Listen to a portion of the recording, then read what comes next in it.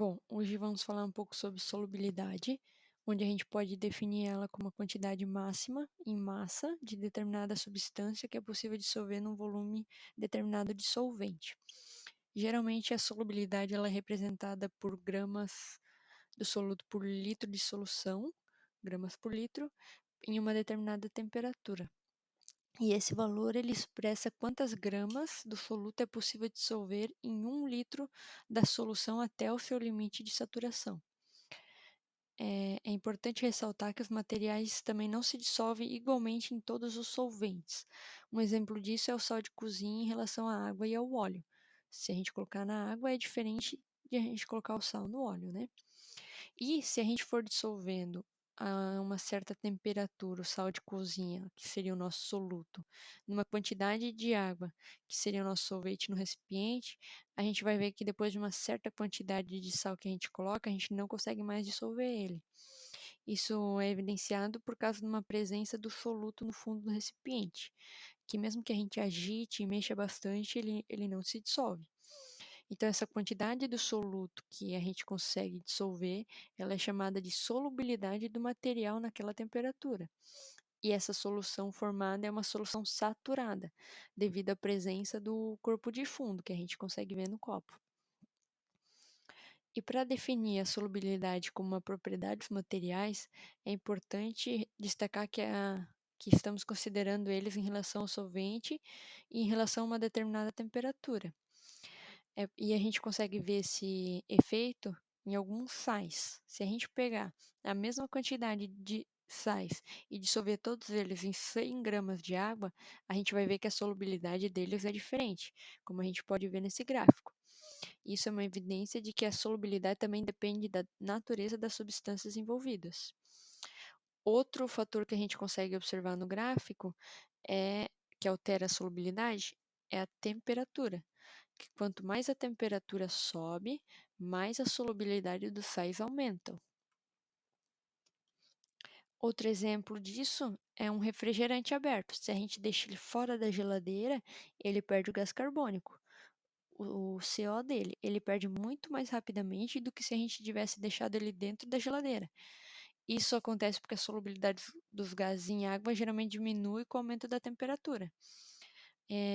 E o gráfico que a gente analisou apresentava solubilidades diferentes sais em água a várias temperaturas. Se a gente mudasse o solvente, esses valores também seriam alterados. Outro fator que influencia na solubilidade é a pressão. Geralmente, a solubilidade dos gases em alguns solventes líquidos depende muito da pressão. Quando a gente aumenta a pressão sobre o gás, de certa forma, esse gás ele é empurrado para dentro do líquido. Então, a gente acaba aumentando a solubilidade dele. Então, a gente pode dizer que a solubilidade de um gás num líquido ela é diretamente proporcional à pressão sobre o gás, em uma temperatura constante. Isso a gente consegue ver nesse gráfico aqui, onde o oxigênio e o nitrogênio, conforme vai aumentando a pressão dele, vai aumentando a solubilidade, ambos gases, e a gente consegue ver também que a natureza dos gases altera na sua solubilidade. A gente tem, a gente consegue calcular a solubilidade através de tabelas, onde a gente ganha o valor da solubilidade de gramas em gramas, que a gente consegue solubilizar de um determinado soluto em uma certa quantidade de um solvente. Ele pode ser água, o álcool, enfim, qualquer um outro. Outro jeito que a gente consegue calcular a solubilidade é através de gráficos, como por exemplo esse daqui. A gente tem um X soluto que a gente solubiliza ele em água, em 100 gramas de água, e se a gente olhar aqui, ó, quando estamos a 100 graus Celsius, a gente consegue solubilizar até 60 gramas desse X soluto. Agora, se a gente colocasse 70 gramas a 50 graus Celsius, a gente teria a formação de um precipitado. Então, não conseguiríamos solubilizar totalmente o soluto.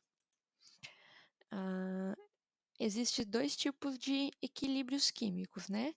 Sejam eles equilíbrios homogêneos, como por exemplo uma solução de água e álcool, em que a gente tem apenas uma fase, e existe o equilíbrio heterogêneo, que é aquele onde as substâncias elas estão em fases diferentes. Geralmente elas envolvem substâncias sólidas, líquidas e ou gasosas. A gente consegue calcular a constante desses equilíbrios heterogêneos, que basicamente ele vai nos dar qual é a composição desse equilíbrio, se ele vai ter mais reagente, se ele vai ter mais produto, para no final a gente conseguir entender melhor o rendimento dessa reação. A fórmula do equilíbrio químico para sistema heterogêneo pode se dar através da fórmula da constante de equilíbrio, em que a gente pega os produtos elevados aos seus coeficientes dividido pelos reagentes elevados pelos seus coeficientes. A gente pode utilizar essa constante em relação à concentração, onde a gente usa o cálculo do KPS. Por exemplo, a gente tem 6 gramas de sulfato de bário, a gente dissolve ele em 2.000 litros de água.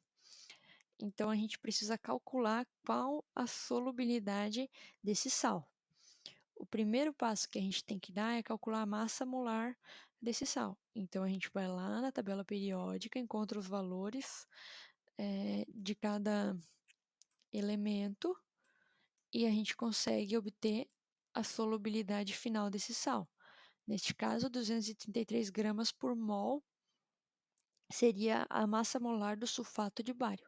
O segundo passo é calcular a concentração molar desse sal, onde a gente pega o volume que ele nos deu aqui na questão, que é 2.000 litros de água, e a gente utiliza a massa molar e as gramas que a gente utilizou. Neste caso, foi 6 gramas de soluto. Então, a gente consegue uma molaridade de 1,3 vezes 10 na menos 4 mol por litro. Aí, o terceiro passo é montar a equação de dissociação desse sal. Então, a gente tem o sulfato de bário se dissociando e formando bário e sulfato. Então, a gente tem que o sulfato de bário é sólido, o bário é aquoso e o sulfato aquoso. Então, a gente tem um equilíbrio heterogêneo. A gente determina as concentrações molares dos dois íons, tanto o bário quanto o sulfato, que nesse caso a concentração é 1:1, então é a mesma concentração final do sulfato de bário, ambos 1,3 vezes 10 na menos 4 mol por litro. Depois a gente joga essas concentrações na expressão do KPS, que seria a concentração do bário elevado ao seu coeficiente, nesse caso 1, vezes a concentração do sulfato elevado ao seu coeficiente, que nesse caso também é 1. Então, a gente obtém o valor final da constante de solubilidade, que nesse caso deu 1,69 vezes 10 na menos 8. A gente consegue também calcular a constante de equilíbrio através da pressão parcial dos produtos sobre a pressão parcial dos reagentes. A gente leva todos eles aos seus coeficientes. Um exemplo disso pode ser a dissociação térmica do carbonato de cálcio, onde a gente tem o carbonato de cálcio formando oxalato de cálcio e gás carbônico. A gente tem 2 sólidos nessa expressão e um gás. Então, a gente joga na fórmula da constante relacionada à pressão e a gente vai ver que quando eles são sólidos, a pressão deles são constante. Significa que a gente vai desprezar esses valores. Então, sobra apenas o valor da pressão do gás carbônico.